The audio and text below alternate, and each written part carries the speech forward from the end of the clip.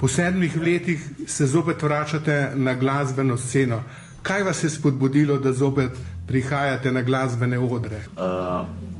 To so občutki, ki se ne dajo povedati z besedami, ampak v srcu čutiš in moraš iti nad oder in ljudi. Tu je en prav poseben adrenalin in ko se enkrat to toliko nabere, enostavno moraš začeti znova. Imel sem občutek, da se z glasbo na nek način izražate, tudi po vaših pesmih tako sodim. Ja, mojih je sicer 25 pesmi, Slovenec sem, najbolj prepoznavna, Mamica ne zameri, Nagelj bel. To je bilo v letih 90. Takrat je ta moja pesem tudi veliko dala čustev na ljudi, ki so se odločali na plebiscitu za slovensko državo in mi je to v velik ponos.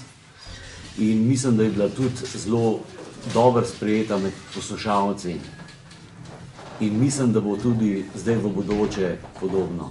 Saj ljudje v bistvu čutijo, če ti čutiš in to izražaš v pesmi. Katera je vaša zadnja pesem oziroma skladba? Zadnja upam, da še ni. Bom še kaj posnel verjetno, ampak je pa to 7 let, katero mi je besedilo napisal Ivan Sivec, verjetno ga vsi poznajo, on je pisal za Avsenike, Slake in meni v čas tudi napisal eno zelo lepo besedilo 7 let, tle se prelivajo res vsi moji občutki odsotnosti iz matične domovine, življenja v Kanadi. Aha, ste bil dolgo časa v Kanadi? 7 let sem živel v Torontu, delal sem tudi na Slovenskem radiju kot glasbeni urednik nekaj časa in pa svojimi nastopi širil domoljubje med zamejskimi Slovenci. Ampak tako sem opazil, kadar izgovorite naslov pesmi 7 let, Ana ali Slovenec, sem kar glas zatrese.